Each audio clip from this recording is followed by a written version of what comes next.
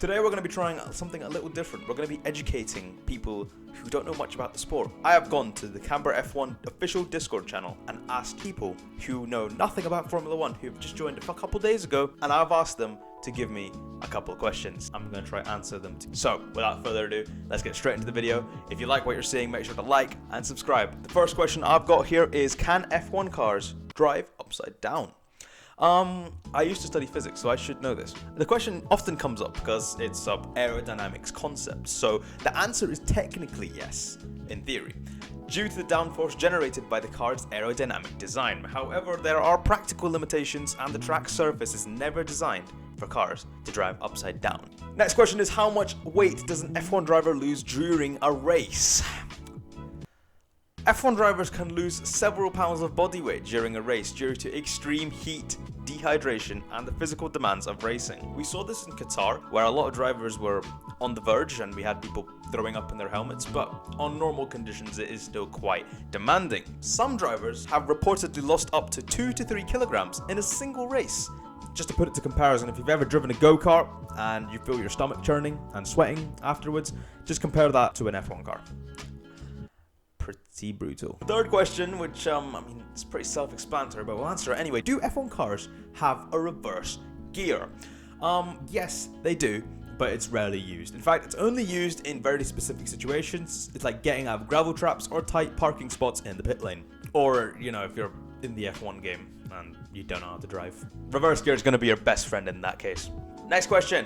Can an F1 car drive on regular roads? Technically, an F1 car can be driven on regular roads because it has the necessary components like lights and indicators. However, due to the car's very low ride height, stiff suspension, and wide profile, it's not practical or legal to drive them on public roads. So if you're driving around in England or in London roads, that car isn't going to survive a mile. Potholes are brutal in the UK. I think we all know that though. Next question. How do F1 drivers go to the bathroom during a race?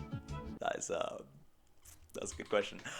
They don't have the luxury of going to the bathroom during a race, so they just lubricate themselves in their suits.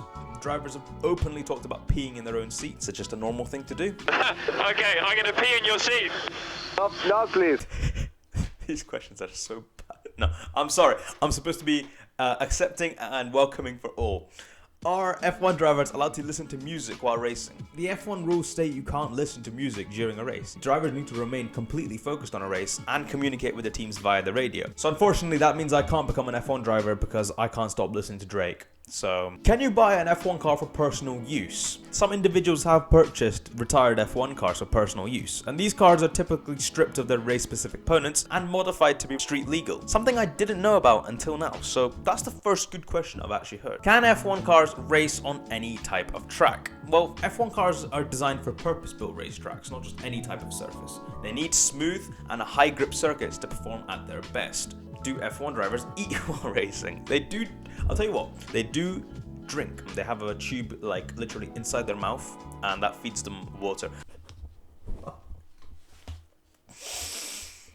Okay, I'm gonna take this question seriously. Are there any F1 tracks in space?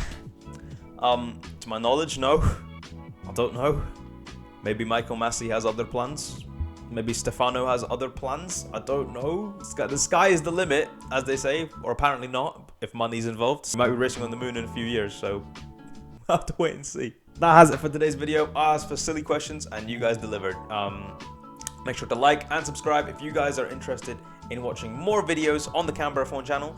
And if you like this kind of format, let me know in the comments down below. If you don't, also let me know in the comments down below so I can switch up the content a wee bit. Just thought I'd do something a wee bit different, and it's great to be back. So thank you for watching, and I'll catch you in the next one. Goodbye.